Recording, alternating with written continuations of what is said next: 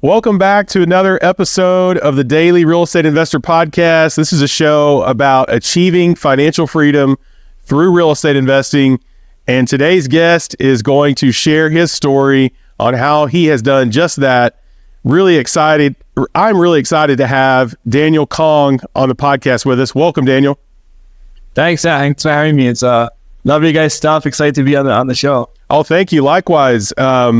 Yeah, I mean, I was just looking at your stuff. I've been looking at your stuff for a while, but I was just going back over it just now. And I definitely want to talk about how you basically started real estate investing, 3 years ago, or within 3 years of starting real estate investing, you left your job and are basically financially free. Incredible. Yeah. It was a little bit of luck involved in there, just because it was unlucky and lucky too, right? A bunch of it happened during the COVID downturn time. Is there was some luck involved in there as well too. But I mean, yeah, it was a little bit, I would have got to there eventually. It probably would take me 5 years. With that being said, tell us a little bit about yourself and your story, so that way everybody can get to know you.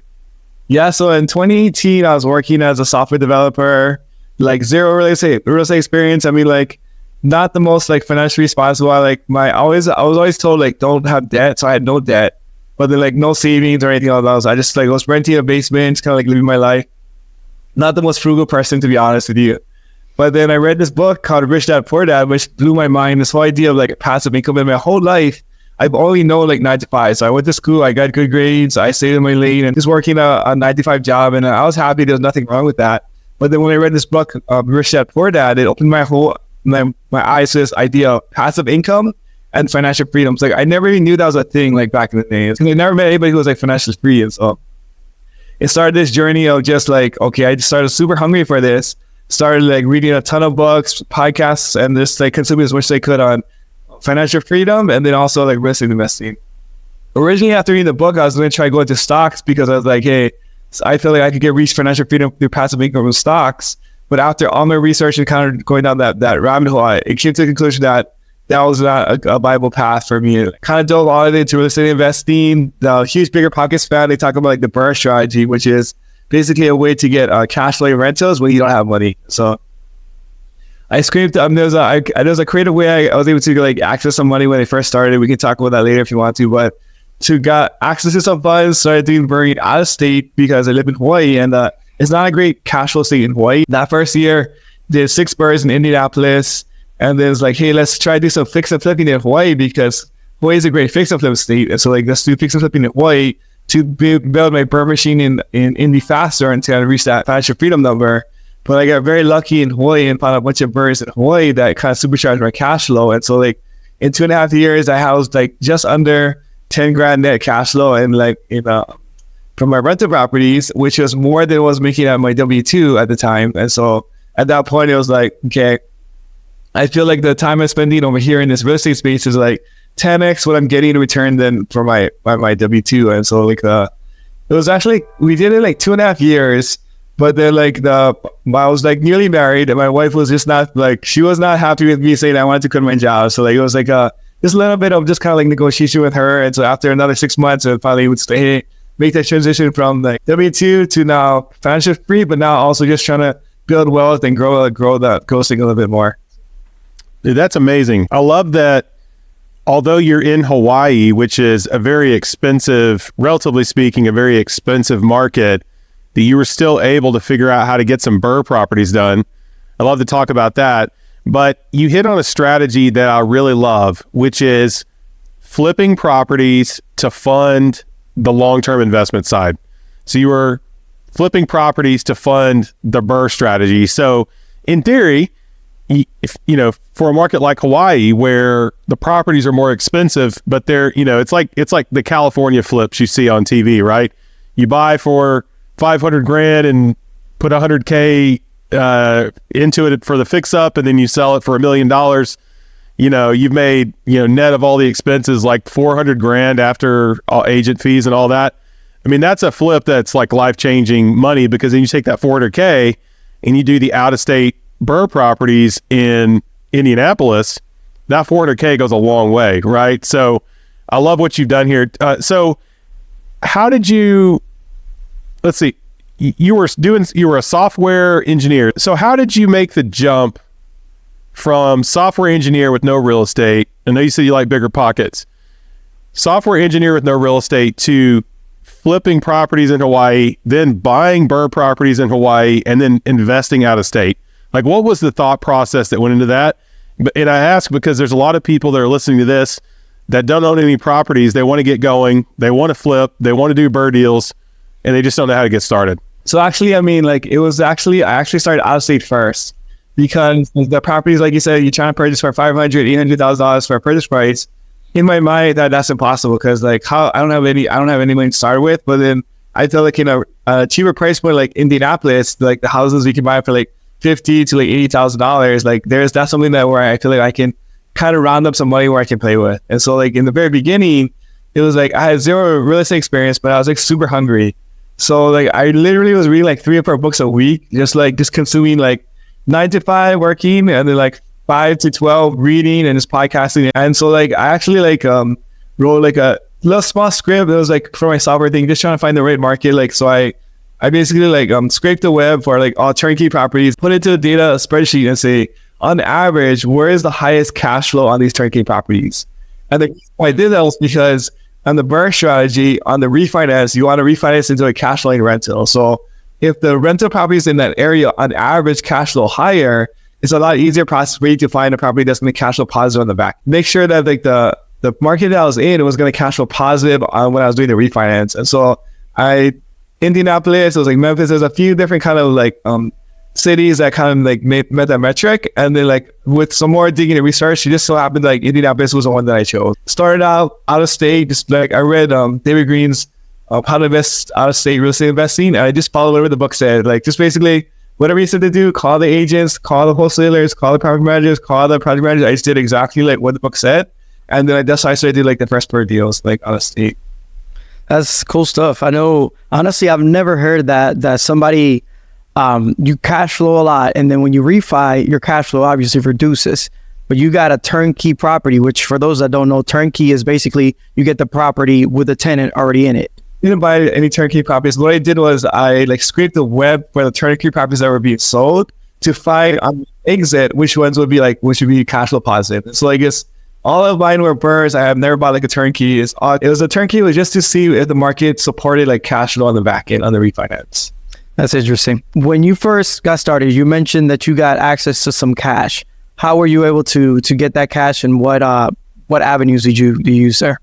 So what I did was like someone like got me into the strategy called a personal line of credit. I don't know if you guys are familiar with that. Basically, it's like you can go take a personal loan or a personal line of credit, like your local bank, with like no like it's not secured against anything. So it's an unsecured loan. So you just go to your bank and say, "Hey, I've got an income and I've got a decent credit score. Can I take out a small loan or a personal line of credit?"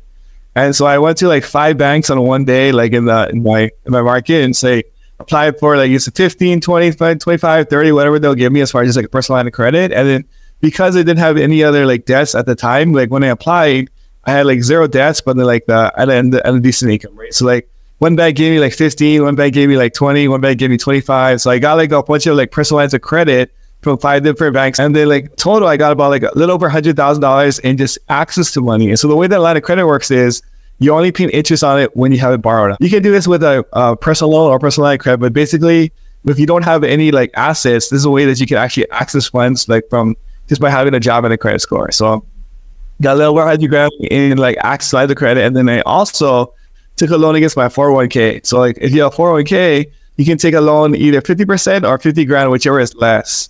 And then like there's no penalty for like the loan shit. You just have to pay it back like within 5 years. And so I had basically like about 160 and just like line access to money.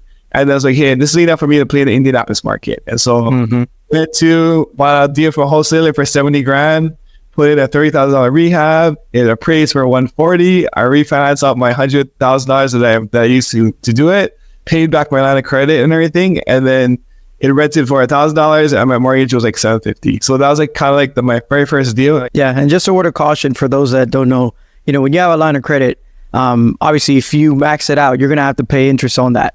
So be sure that you are able to sustain that payment for the period that the money is going to be out of there. And similarly to the 401k, because I did it myself, Daniel, when I first got started with the 401k, they're gonna it's basically a loan, and you have to pay that back within the 5 years. So of course you'll have a fixed monthly amount that they'll take out of your paycheck while you do that. But that is a great way to get started. That's how I got started. I ended up getting a loan. I think it was a $12,000. And while I was in a previous company, I was paying that up. My property was paying that loan off. So that's a great strategy for those that want to get started.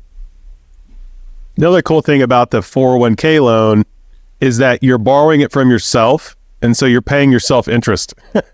Okay, so you figured out how to get the 100K. I love that. I have in the past. I would not recommend people do this necessarily unless they're really responsible with it. But I have taken out a zero interest credit card, drawn on that cash, used that money for deals, paid that off for us too. Yeah, as long as you're willing to pay it off in that time period. Yeah, I'm careful with that advice because there are people out there who struggle with being in too much debt. And I'm like you, Daniel. I always got rid of as much debt as possible. I always stayed debt free, except for things that were going up in value. So I didn't have any debt on my cars. I didn't have any debt on, I had paid all educational debts off. When I got married, we paid my wife's car off. We were living debt free except for my house, right? And then when investment properties came along, I'm like, okay, zero interest for 12 months. I can buy this property, do the Burr strategy, refinance, pay the zero interest off, have a cash flowing asset.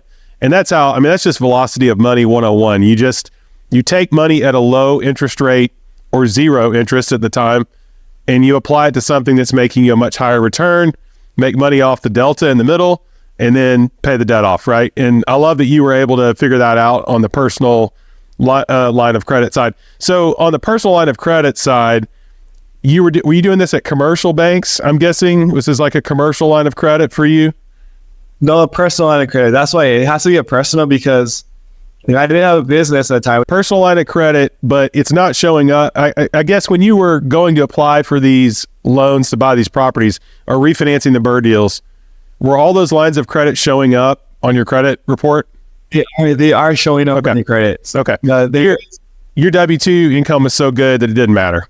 So, well, I mean, like the properties were the monthly payment for I didn't have a house right at the time, so I was renting. Right. I mean, rent was like not cheap. It was only like $1,000 a month, where we was super cheap. Like I had like the debt on my lines of credit, but they like because the loans are so cheap in the house, and because it was like rented at the time, so like the rent, I mean, basically it's like almost like a net positive when you. I mean, it's not completely a net positive, but also wash as far as like the safety of the rental property. So like it's as far as like qualifying for it under my personal like income, like my income more than covered like the small debt payments to like the lines of credit, and then also like the new mortgages you're taking out with like the cash flowing positive rental property. Yeah, and I would say one hack to credit cards and any either lines of credits or loans. If you apply today, let's say for a personal credit card, you got 14 days for people to run your credit score with only having one inquiry. So that's probably, Daniel, that's one of the strategies that you use within that time frame. You were able to get your credit ran by these banks, and it won't show up because within 14 days you can run credit within the same family, I guess I want to call it. So Daniel, when you first, since you've reached financial freedom, and where were you from the moment that you quit your W-2? Did you have a car loan? Did you have student loans? Where were you? And what were your thoughts when you went to the transition of like, all right, software engineering world, I'm out? Well, I mean, yeah, honest with you, like I said, we got very lucky as far as like the last like 2.5 years of just like investing. We made we got like a bunch of Burr properties in Indianapolis and a bunch of Burr properties here in Hawaii. And we also did a few picks of this where it made us a bunch of cash, which like added to like what I was making my W-2, right? So like financially, we were pulling like just under 10 grand a month from like the net passive income from our rentals. And I had about like a year and a half worth of salary saved up from those other flips. So basically like at that point in time, if I just lived on the beach for the rest of my life, I would have been fine because I was making exactly what I was making or more than I was making on my W-2. So like, from a financial standpoint, it was very safe. When I started the journey, I didn't have any debt. Like I bought my cars. I'm like you, I was super anti-debt. I was like, buy all my cars in cash. I pay off my student loans, and I just like, no, yeah, I just like super anti-debt from the start. So I had no debt to begin with. But now it's funny because now I'm like, I borrow money at 12% like all day. Like I've got millions of dollars on at 12%, but I want more money to do like, because the velocity that we can move in is so much faster now that like, at least as an experienced investor. But at the time it was like no debt, just the rental properties that were cash flow positive. So it was kind of good debt. And then like a year and a half worth of salary that saved up. So like my wife felt safe. I was like, hey, it just basically it came down to like the flipping that I was doing in Hawaii. Like that, when you look at like the net worth increase, so it was almost like my W-2 was holding me back from like what I could do. So when I was doing here part-time, it was like almost 10x what I was doing on my W-2. It was like the W-2 just even didn't make sense for me. That was kind of like the thought process where like I was able to kind of like leave the W-2 and kind of go full-time into like the real estate investing world. I love that. And it's such an interesting point you're making. How many of us have quote unquote safe jobs that are keeping us in a line of work that doesn't really make a lot of sense for us considering our alternatives, right? So you figured out how to flip houses, how to do these BRRRR deals. It was making you a good bit of money, and you've got this W-2 job that you've been educated for. You've worked here for a while. You've got a great, you're making great money at it, right? Only it's not great, but I'll survive it. Right. You're making money at it. You're not, if you weren't making money, you wouldn't be doing it, right? So, but it's the safe thing, right? Supposedly, it's the safer thing to have these W-2 jobs. And then, so what happens? It's like it's the carrot, right? That you're always, I got the safety and this money, and it's like taking the jump requires, a bit of faith. And it's kind of like jumping out of an airplane, building a parachute on the way down kind of thing. Like you believe it's going to work until you do it and you take that leap. You're always just kind of in this stage of like thinking it'll work, not sure, don't know if you want to do it. And when I made that leap, I left the W-2 world I had worked in the W-2 world for a while. My income had gone up to where it was difficult to leave. But man, I felt like dead inside working there. I really did not like the work. And I knew I was going to take a pay cut temporarily once I left, but I was going to be working for myself. And I figured out that the number one thing for me is flexibility. And I figured out that if I had flexibility, I could take that free time and get creative on ways to make more money, whether it's flips, starting another business, starting a business with the licenses I already had. So the second I made the jump and started working for myself, my quality of life went up. I started enjoying my work a lot more.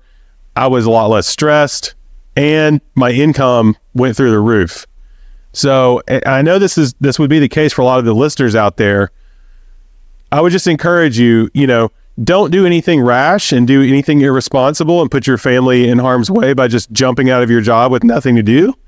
But once you get to the point where you have an inclination that this over here might be a better option for you, seriously explore it, because you can do a lot better financially when you've got some time to really work on things that can make you a lot of money. You have a lot of potential over there. So don't ignore that just because you have something that's quote unquote safer over here. I was probably like working like 40 hours here and then like 80 hours like in the investing side. It's like but just like I didn't want, or plus my wife would not let me leave until we're the kind. So that was that as well too. But basically, like I think like until you're like, so it's kind of two ways. One is like once you believe and you see the proof of concept and you can do it, then just move right away and you'll supercharge your growth faster. But if you want to take it a slower way and just be like, I'm just gonna keep hustling super hard over here while I'm working my W-2, then like it'll allow you to like have the safety when you change, and then also like you can qualify for a few more like loans. And so like a bunch of the properties that we refinance, we actually use like our income to help us qualify for like the houses. And so like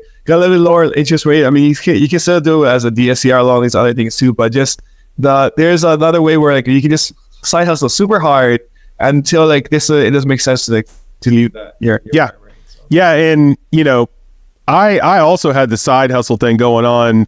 I had a job teaching on the college. I was teaching finance on the college level for several years. The entire time I was working on BRRRR properties on the side, getting that built up, flipping houses. And then when I made the jump to leave, I had taken another job, and it was a large real estate services, Fortune 500 real estate services firm. I was working in one of their real estate valuation department. It was sitting in a cubicle. It was just miserable. I had a high income, but my wife was still working, right? So I had some security blanket there, and I knew real estate, and I was like, okay, this is the time for me. We jump out. We've got savings. We can still make ends meet, but I want to pursue this other thing. So I didn't just throw caution to the wind. I'm not super risk averse, but I'm definitely not. I've met people that are less risk averse than me. You know what I mean? So I understand where you're coming from, Daniel. So let's talk about some of these flips in Hawaii. I think that'd be cool. So there's people that live in markets that are expensive and are looking to, you hear all the time, I can't find a Burr property in this market that I live in. It's too expensive. So I mean, like a Burr deal is basically like a flip that has like a little bit more equity than an average flip, and also there's a way to rent it out for more than like average in a back end. And then so the way we're sourcing them now is like we have a website where people can come and say like, hey, I want to sell my house, like a sell my house fast website. We have we go on the MLS where we put we blast offers like all day, and then we also have outreaching to agents where we're trying to say, hey, if you've got a house that needs a lot of work, or a hoarder house, or people who are who want a fast close with no contingencies, call us. We're your guys. So kind of just a combination of our website, some MLS spamming, and then just trying to talk to agents who might have opportunities that will make sense for us. Yeah, that's good. I know one of the things. So you have markets for example, Indianapolis, where it's super cheap. Then you have Hawaii, which is obviously a whole different world. However, real estate is it's very similar in places. So in Hawaii, yes, properties are more expensive. Your mortgage is going to be higher, but your rent is also going to be higher. So everything rent is not higher in Hawaii, relative to the price. That's why most properties negative cash flows. That's the one you can rent to in the higher price market. So $1 million house is only going to rent $3,000 or $2,000, which is it's not the value is on the land. So if you're looking at a $1 million house, $850,000 of that is a land, and it's hard to find cash flow unless you get creative where you have a multiple units, or there's an Airbnb. So do you see a lot of people over in Hawaii playing the appreciation game? Properties are cash flow evens just because we believe in the appreciation game. We think so I think in the long run, the appreciation game can blow out any cash flow that you're getting, but it's just you got to have the reserves and the sum to have negative cash flow. Yeah, and I have a follow-up question in a little bit, but I wanted to say, since we're on this point, I know when back in 2021, the first quarter or second quarter, I was completely dry, no deals at all, and it was because my buy box, my criteria was up to $100,000 for the home that the maximum price that I would pay for a house. Yeah. And I remember I was nothing was coming through. And then I sat down and I looked at a far view, and I was like, what's going on here? And it was that I needed to obviously increase my max purchase price, and properties were still making deal. So if you're not finding a property, analyze your market again, because stuff changes over time. We saw that in 2021, how prices and rent went up like crazy. But talking about Hawaii, Daniel, and speaking about short-term rental, do you see a lot of banning, and do you see a lot of the government getting very strict when it comes to Airbnb over there? Yeah, definitely. I mean, it's just more and more lockdown. I think a big thing is it's the hotels don't like us because it's a huge bloated business, and they have a lot of lobbying power, I think. So and the grassroots people obviously complain it's a noise or a nuisance to the neighborhood, which it is in some small cases. But the big thing is the movers and shakers are we don't like how this is hurting our hundreds of millions of dollars that we put in. So they're gonna eventually shut down if it's against their interests and things. So we've seen this across Hawaii where just single family houses in general, it's almost impossible to get a legally zoned Airbnb anywhere. Mm-hmm. Yeah, so that's something I'll tell everybody. You always have multiple exit strategies when you have a property. If a property makes sense, short-term rental, just make sure that it also makes sense either as a long-term rental or as a buy and hold for a while and then sell it. Make sure you have your backup plans, because the government has a lot of power. Let's say you're in a market where they cancel it, just like they did in Dallas. If that was to happen to you, you're in bad shape right there. So just always make sure you have multiple exit strategies. I always recommend 3, because if plan A doesn't work, plan B as well. You also got a third plan. So always have your backup strategies. That's a really good point. And I think also what we saw is when they got really strict and they cracked down on Airbnbs, the values of a lot of houses in certain areas dropped. Yeah, I always try to think, what is my worst case scenario here, and am I okay with that? And I never want to take a bet that if I lose that bet, it's going to put me out of the game completely. Because real estate investing, the most successful investors I know, they're happy to take base hits, and then they occasionally hit home runs, and they start scaling up the level of risk they're taking and the size of the deals they're doing. But generally they're not chasing, very thin margin deals. They're going after deals that are at a minimum a base hit, and hopefully better, right? And then as over time, as you get reps investing in the asset class you're investing in, whether it be single family, vacation rental, moving on up to, Tony's developing a mobile home park currently, multifamily, self-storage. The more reps you get, the more able you are to recognize when the pitch is coming down, that looks like something you could hit a home run on. And then when you see those pitches, those are the ones you're like, okay, my downside is I may lose 10% on this. My upside is, exponentially higher than the downside. And those asymmetrical risk deals are the ones you want to go after, right? So, and I think the same way about stocks or whatever else you invest in, you always want to chase the asymmetrical risk to the upside with a limited downside. You don't want to go in something that has a massive downside and very little upside, right? That's the kind of thing that'll really put you out of the game. Super good point. I think the whole idea of asymmetrical risk, I think it's a genius concept. I think the work you can put into real estate allows you to have this huge asymmetrical bets, which I think is the way to kind of supercharge your wealth creation. I totally agree. And one way to put you in the driver's seat on an asymmetrical risk type investment is using the Burr strategy, because if you can buy that as a distressed property, get that fixed up, on the refinance, get all of your capital back, then you're playing with house money, and that de-risk your situation. So yes, you still have the debt on the property, but if you have 25% equity or more, and you got to know your market and know, okay, if the crap hits the fan in this market, how much will the values go down here? You have to really experience a 25% decrease in the market values to really ever start losing money on that deal, as long as it's cash flow positive. So that creates an asymmetrical risk to the upside. You have a lot more upside than you do downside. That's why the Burr strategy is such a great way to get started. And even if you're doing deals and you're leaving a little bit of money in, I always like to think of it like you do a Burr deal, you leave $5,000 in, but you created $80,000 of equity, and that thing's making you $10,000 a year profit.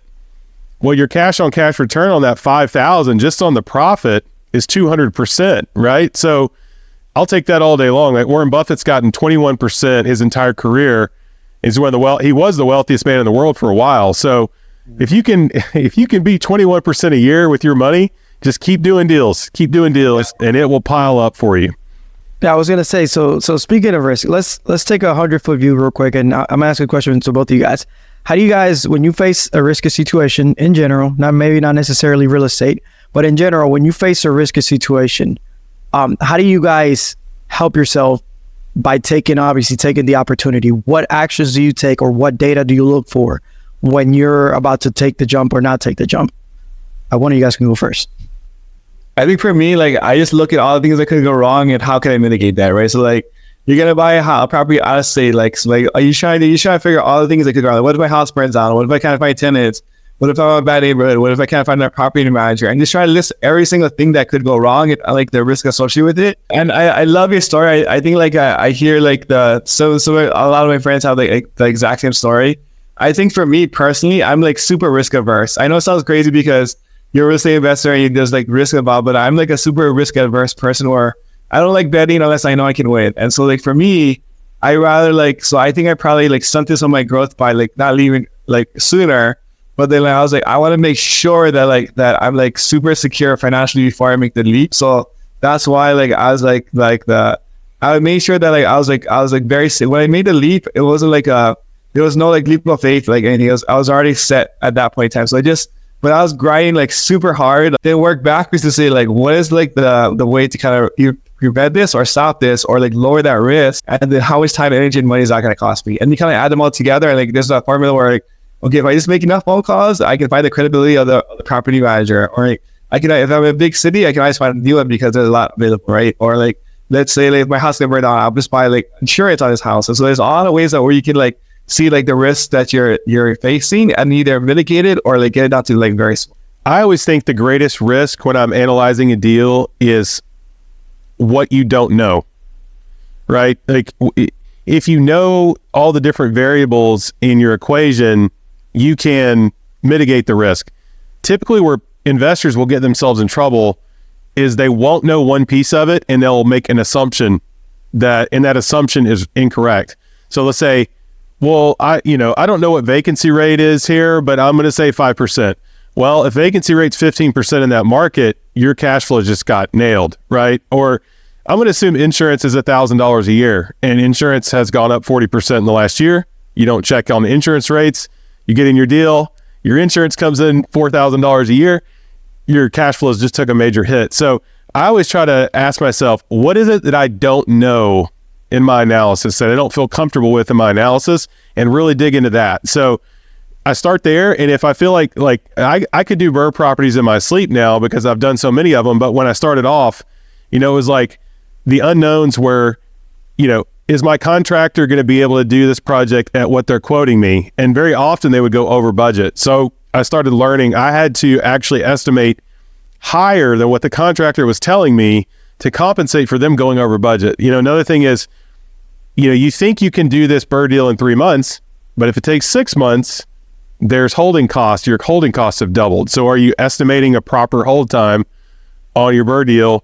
There's so many different ways this can go sideways on you. So I think the number one thing you've got to do is think about, what do I know the least about in this analysis, and really focus on getting the proper amount of education on that to really mitigate the risk. What about you, Tony? Yeah. No, I think you guys hit the really good points. I think it was an author called George Anton, and in one of his books he wrote, he basically had a chart. And in one column he had risk. He has, if that was to happen, what do I need to do to make sure I'm okay? And I just put an example of something that happened to me. The risk was, if I was to die, would my wife be okay? And if I die, it's going to be, there's so much moving pieces when it comes to real estate right now with my portfolio and everything, that my wife will have no idea on what to do. She'll obviously have the income, but she won't know who to pay, what goes where. So one of the things that I did because of that was, I got a term life insurance policy, which I hate term life, but for protection of my wife, I made sure I got a term life insurance policy just so she's covered in the case something was to happen to me. Now, obviously, I already instructed her on how to manage that money once that happens, if that was to ever happen. But this is the thing, make actions that will just make sure you're covered. And then, like you guys said, add some percentages for stuff that may happen in the market. That's what banks do. The reason why we pay either 20%, or 25% down payment is because banks know the risk if you were to not pay them. So the 25% is their cushion in case you were to be foreclosed on. So yeah, just look up your education and just take actions to make sure you're covered if something was to happen. Makes sense. Makes a lot of sense. So Daniel, right now, let's fast forward. Where are you at now? What's your portfolio looks like? How does your company structure right now? What's going on there? So after I left my job, I kind of went like gung-ho onto just like flipping and investing. And so flipping has been kind of lucrative for us in Hawaii. And then trying to offset some of those gains, like we started looking into commercial properties in the mainland, because in the mainland you can get like better depreciation, better cash flow across the board. And so we're actually starting to transition more into commercial properties now, because the deals are bigger, but the returns are also bigger as well too. And we see like a lot of like opportunity, I think, in that space right now. And so we built a small team so after like I quit, I was like, flipping houses is like a lot of work, man. So like if I can like have like a team or somebody to help me along with the journey, it'll just make it like I can do more, it'll be more enjoyable, etc. So we have like a small team now. We have like a bunch of full-time people, some part-time people who are like, we're flipping houses in Hawaii, and then where the focus now is like buying either small businesses or doing commercial burrs in Kansas City. So that's kind of like what our current strategy is looking at right now. Okay, and that's something beautiful. I mean, now you've done single family for a while, and now you're going to commercial. That's one beauty of the compound effect. When you start in real estate, it's great to start in single family because that's really the easiest way to get started. But once you get to a certain point, I recommend everybody start looking up, start looking for what's the next level for you to take. Trading up. That's the rich dad, poor dad strategy, right? Trade up. Yep. I mean, when I started, I was doing like the $50,000 houses in Indianapolis, right? Then like the kind of graduated to like the $1 million houses, a single family still in Hawaii. Now we're looking at like the multi-million dollar or bigger deals in Kansas City and commercial. And it's just like once like you prove it here, like then you can like take it to the next step, take the same skill set, expand on a little bit, and try and grow. And you always try to like grow as an investor, as an entrepreneur, just to get to that next level, I think. And so it's just like a natural progression as you're learning and as you're growing, as you're investing. Mm-hmm. So your current strategy is flipping and then taking that capital and buying commercial. Do you see yourself continuing to flip indefinitely to generate investment capital, or are you focusing on raising money for the commercial deals, or what's your strategy there? Actually, like one of the things of beauty about our business is that like I think a lot of it actually was from social media, where we had like a big kind of blow up in social media the last like year and a half, and we have like a large amount of people who want to like partner or invest in our deals in Hawaii. And so we raised a ton of money in Hawaii for like our deals, but then we had actually more like people wanted to lend the deals that are available. And so like we actually like parlayed that into some of the commercial deals. And so we're actually using partially our own money, but also money from our investors to kind of buy these bigger deals on the mainland. So like the huge, and we're also GP like 102 unit in Houston, small thing, but it's basically like we're trying to like leverage these things where like we're building a skill set and like a platform over here that's actually synergistic and translate over like to the next opportunity. And so a lot of it is going to be like raising money to buy these bigger deals and then like do the same thing to burr strategy to burr. Sweet. So do you see yourself continuing the flipping, or is that you're going to keep doing it as long as it's making money, or what's your plan there? Yeah, I mean, like now that we have a team, like I'm not super involved in the business, so like as long as the team's running it, like we'll go on indefinitely and say. So selfishly, I'm curious about how you set your team up, because I've been doing flips, and I'm looking at building a team to do flips for me. So tell me more about that. So I mean, I'll go in order. Like when I first started, it was virtual assistants, just kind of help with admin tasks, etc. Then we hired an in-person admin, which is like super huge, just taking all the paperwork off your plate. It was like an admin / transaction coordinator stuff, right? So then now I'm just raising money, finding deals, and managing the projects.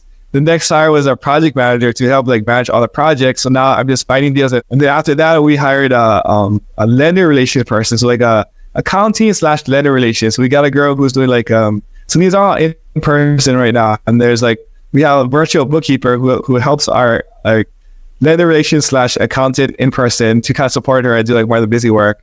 And then we just kind of onboarded like an acquisition manager and like an acquisitions kind of like part-timer to kind of help on the acquisition side. So like we got like 2 guys at acquisitions, 1 person doing the project management, 1 person doing accounting and lender relations, another doing general admin and transaction coordination, and then a virtual assistant for like some social media stuff, a virtual assistant for like some bookkeeping, and we got another like part-timer doing like to our podcast, which we're kind of just launched too. So. I love that. By the way, I just subscribed to that. I'm excited about listening to it. But I love the system that you're building here. That is everything as you grow your business. Michael Gerber, The E-Myth Revisited, one of my favorite business books. Check that one out if you've not read that one. He says you got to be working on your business and not in your business, right? And that's what you're doing perfectly here. You're building a system that's allowing you to scale. You're getting to work on raising money, buying commercial deals in markets that are going to really move the needle for you. You've empowered your team by hiring all these different roles to continuing this flipping thing for you. That's generating a lot of investment capital. That really blows the whole thing up. And the second that I did that in my own business, I really started growing a lot as well. And that's the special sauce in all this is you got to be able to build your system. And if you're good at building systems, you can be an extraordinary real estate investor. I was going to say, to add to that, in the same book, in the E-Myth Revisited, he created a plan, like a 1 year, 3 year, and 10-year plan. And it was like, imagine a family tree diagram. And at the top is you as the CEO and president. Under you are all the vice presidents. And under that, is the other employees. And when you first start your company, you're doing everybody's job. But as you continue on, you start eliminating jobs little by little. And I assume, Daniel, that's what you did. You saw the need for an accountant. And now you can take Daniel's name off of that cube. And now you have Jane Doe in that position. And now you have more time to focus on the other task or do whatever you want with your time. So that's one of the things I loved about that book. I love that book. And I think one thing that I've learned, or I've come to realize, that the skill set of building a team and leading a team is 100% different than actually investing yourself. The skill set, as an investor, is you're finding deals, you're trying to find money, you're managing projects. It's different than trying to hire people, keep them motivated, inspired. So since both of you are already financially free, again, this is a question for both of you guys, because I look up to both of you guys already. So, so when you guys were trying to reach financial freedom, what were the milestones or the steps that you said, okay, I need to get to this before I can finally quit my job, or I need to get rid of this debt before I finally, stop flipping, or whatever the case might be? What were those milestones that you guys reach or were looking at when you guys were trying to reach financial freedom? I mean, I just want to replace my income. I think there was not a whole lot of thought process. It was I have this goal. I want to make as much as I'm making or more than I'm making on my W-2 passively. How can I get there? And I think through the process, the person was like, hey, get your first deal, right? And there's a lot of small steps that led to that. But the goal is always hey, I just want to replace my income at $10,000 a month, the $8,000 a month to replace it. But my goal is $10,000. So just focus on that goal, and just everything kind of so underneath that one bigger goal, I'd say. Yeah, my threshold for leaving my W-2 was, when do I feel like I'm good enough at the real estate thing to make the jump? And so while I was doing the college professor thing, I was doing flips and bird deals on the side. So I still had that income, that safety net, and my wife was still working. The second that I had, the first 3 deals, this is funny. One of my buddies from out of state contacted me, had a good year in sales. He had a chunk of money. He's like, I don't know what to do with this. Thinking about buying some real estate, but I don't know what I'm doing. You seem like you know what you're doing better than me. And I was like, well, I'll try to get us some bird deals. You can fund them, and I'll go do everything on the deal. I'll find the deal, handle the rehab, handle the refinance, everything. And then I'll try to get you your money back. Well, the first 3 deals we did, we got all of our money back and then some. And he was like, this is ridiculous. He's like, I haven't even seen these properties, haven't been inside these properties. I don't know anything about them. He's like, I'm just getting ownership in properties out of state by just signing some documents that are sent to me every now and then. And we gained $220,000 in equity or something crazy. And that's when I knew, I was like, okay, Dan, you were talking about it doesn't make sense for me to keep doing this over here. And so that's when I made the jump. So it wasn't really necessarily about how much money I was making, although I wanted to replace my income, but it was more about, do I feel like the knowledge I have and my ability to make deals work is good enough that I'm not going to completely screw my family over by doing this? So that was it for me. That's very, good points. Definitely, looking at all the aspects help. And then just keep in mind too, that as a W-2 employee, we're not taxed the same once you become a business owner or a business itself. So that's something, that's a metric that I'm looking at. I know I don't have to be, I'm a mechanical engineer. I don't have to have my 6-figure income. And then in real estate, it doesn't need to be a 6-figure income in order for me to finally leave that W-2. So that's definitely one of the things I'm tracking into. We've been talking here in the podcast, the risk of you leaving your W-2, what are those things that are going to affect you? And those are the things that I'm keeping track of. Yeah, the tax benefits of working for yourself that's one of the best parts about it. So that was a huge benefit. Well, Daniel, man, this has been awesome. Thanks so much for sharing your story. Let me ask you one question before we go to wrap us up. what do you think is the one quality that you see as a common thread amongst those that are successful as real estate investors? I think like it's honestly just like, you probably hear this all the time, but just like taking action. I think like the guys who are like, I see like that you meet at a meetup and they're like, they go to a lot of meetups, but there's no like traction or action in their life. They're not like action takers. But the guys are like, as soon as they learn something, like that day they apply it, and they apply it like with like gusto. That's where I see like the success. And I think like you also have to have an obsession with like real estate investing if you want to get there like at any speed. Like you can get there like super slowly over like 20, 30 years, and like you'll get there. But if you want to kind of get there faster, like you kind of have to just be obsessed and just take massive action like daily, I think. So that's just like continuous action like towards your goals. And a lot of times is action that's either not fun or you're like, it's not the most thing that you want to do, but it's like the most necessary thing. So like that's one thing is like, you can be taking action, but like say if you're LLC or doing these things, but like that isn't what you need it for, is like find deals and fun deals. So like that's like the lifeblood of like a risk investor. I love that. Be obsessed, take massive action, and go after it with gusto. That is what will move the needle for you as a real estate investor. I totally agree, Daniel. Daniel, where can people find out more about you? You can find me on Instagram at DanielKong808. That's probably like my main spot. Good deal. And tell us about your new YouTube show. We just launched a podcast. We had our first episode, I think, last week, where we filmed a bunch. We're going to be launching them every 2 weeks. So just stay tuned if you guys want to listen to some Hawaii real estate. Daniel, if you're ever in Alabama, look me up, man. Tony and I will take you out to lunch.